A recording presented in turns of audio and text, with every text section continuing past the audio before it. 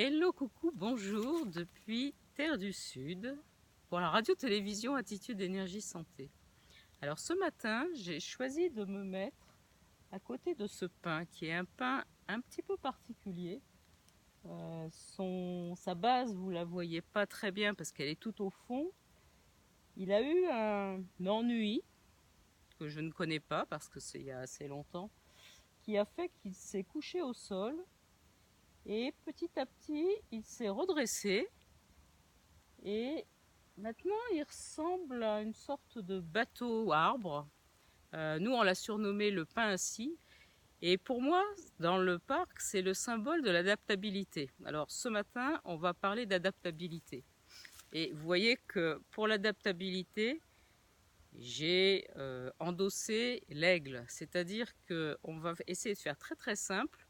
On va prendre du recul, on va s'élever et on va essayer d'embrasser plus large pour simplement comprendre cette notion d'adaptabilité qui est fondamentale et qui soutient tout le processus qu'on va faire ensemble de revitalisation et de nettoyage. Alors, dans la vie, tout organisme vivant revient spontanément à l'homéostasie, à son état d'homéostasie. Son état d'homéostasie, c'est l'équilibre. C'est là où tout fonctionne, où tout est harmonieux, c'est fluide, on n'entend rien, il n'y a pas le moindre bruit, tellement tous les rouages fonctionnent correctement. Et ça, c'est la zone où il y a adaptation, c'est la zone de confort, c'est la zone où on se retrouve automatiquement sur des rails, dans un sillon tous les jours, à être paisiblement et calmement et tranquillement dans une zone connue, acquise, conquise, qui ne demande pas beaucoup d'efforts, mais qui fait que jour après jour, ça se resserre, ça se resserre, ça se resserre, sans qu'on s'en aperçoive. C'est-à-dire qu'on reste dans cette zone de confort, d'adaptabilité, qui se resserre, se resserre, se resserre. Il n'y a pas de symptômes, on n'est pas malade, on est en bonne santé. Sauf que la vitalité diminue un tout petit peu, jour après jour, jour après jour. Et c'est ça qui fait que quand on arrive à 70, 80, 90 ans, on se rend compte, enfin surtout l'entourage se rend compte que il y a moins d'adaptabilité dès qu'il y a quelque chose d'inattendu qui arrive, qu'il faut changer d'endroit, recevoir quelqu'un en urgence, etc. C'est la panique. L'adaptabilité est vraiment très très restreinte. Et donc si on cherche à augmenter la vitalité, être en bonne santé, eh bien il faut... Alors je gomme le il faut, c'est bon. C'est bon, c'est pas le seul chemin, il y en a d'autres, mais celui-là, c'est un chemin royal. C'est bon d'augmenter l'adaptabilité, mais tranquillement, tout en douceur, jour après jour. Et c'est ça qui se produit quand on pratique ce qu'on appelle l'hormèse. C'est-à-dire qu'on va chaque jour augmenter un petit peu notre zone de confort. Ça veut dire que... Alors, comment on peut faire ça? C'est ce qu'on va faire là pendant les 28 jours, parce qu'on va chaque jour un petit peu modifier notre alimentation, modifier notre mode de vie. On va voir comment peut-être bouger mieux, comment installer des temps de repos, améliorer le temps de sommeil, comment gérer mieux le stress, les émotions, le mental qui pédale. Tout ça, ça va permettre d'augmenter notre adaptabilité jour après jour.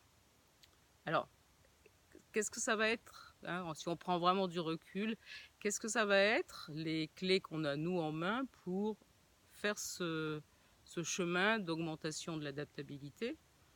La première chose, c'est par exemple chaque jour de faire quelque chose qu'on n'a jamais fait, totalement inhabituel, ou qu'on a fait exceptionnellement, ou qu'on n'a jamais fait, eh bien on l'a fait. Et là, on fait une petite incursion dans une zone où on n'est pas adapté.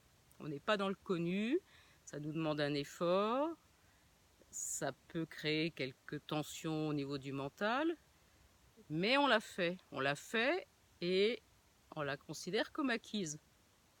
Et ça, c'est le jour 1. Et le jour 2, on va faire autre chose, on va le considérer comme acquis. Ça, c'est la première clé.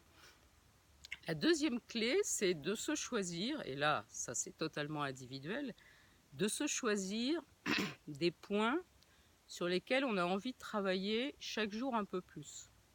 Alors, un exemple facile, vous faites du jogging le matin, eh bien, au lieu de ronronner, je ris parce que moi je suis incapable de courir, alors déjà l'idée d'aller courir, c'est pas ronronner, mais enfin il y en a pour certains, c'est ronronner. Donc d'aller ronronner toujours sur le même parcours qu'on connaît bien, c'est complètement tranquille et reposant. Et ça ne va pas augmenter la zone d'adaptabilité. Dans votre zone de confort, vous avez ce parcours de jogging et ça ne vous demande pas d'effort. Il n'y a pas de progrès qui est fait jour après jour. Le progrès, c'est une notion aussi assez intéressante, de progresser. Par contre, si vous vous dites, eh ben, moi j'adore le jogging, ça me met en joie d'aller courir tous les matins, mais je vais pousser un petit truc de nouveau chaque matin. Je vais aller un peu plus loin, je vais oser prendre ce chemin qui monte un peu plus parce que voilà, j'irai pas forcément beaucoup dessus, mais je le prends. Et puis demain j'irai un peu plus loin, et puis demain j'irai un peu plus loin. Ça, c'est une façon de pratiquer l'hormèse et d'augmenter jour après jour sa zone de confort, la zone où on est adapté. Alors, moi personnellement, courir, c'est pas du tout mon truc, et j'ai pas les capacités physiques pour courir, mais c'est quelque chose que je pratique beaucoup avec l'alimentation, avec ma capacité de supporter le chaud et le froid. Par exemple, quand là on est sur les soirées d'automne où il commence à faire frais le soir, je ne vais pas foncer directement chercher une petite laine, un châle pour mettre, pour me couvrir. Je vais laisser mon organisme s'imbiber un peu de cette fraîcheur du soir, de cet état particulier qu'il doit acquérir pour se protéger contre ce froid du soir. Je vais sortir la nuit et je ne vais pas forcément m'habiller beaucoup et je vais aller marcher dans la nuit et peu couverte. Et ça, c'est des façons de travailler l'adaptabilité aussi. Et vous allez pouvoir en trouver des milliers, hein, autant que vous voulez. À vous de choisir ce qui vraiment vous fait pétiller et agréable. Surtout, prenez pas des choses qui sont laborieuses dès le départ.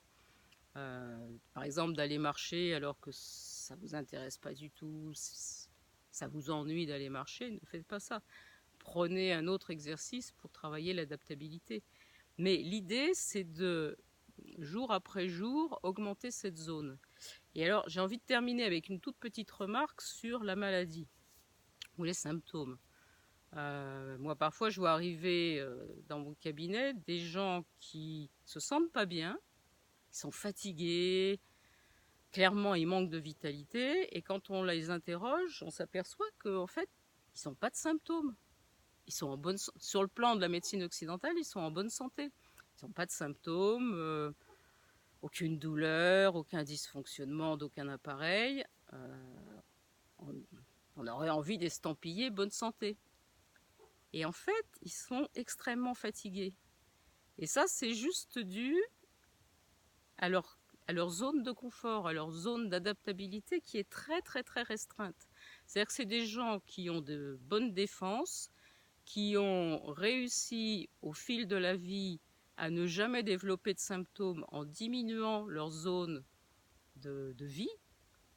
Donc il n'y a rien qui parle, tout va bien, sauf qu'ils sont dans une toute petite vie et le magnifique travail qu'on peut faire avec ces gens-là, c'est en leur expliquant l'hormèse, le travail jour après jour pour déplacer cette zone d'adaptabilité, c'est de retrouver petit à petit beaucoup plus d'espace et récupérer en vitalité. Voilà, je vous souhaite une excellente journée et je vous dis à très très bientôt pour une nouvelle vidéo.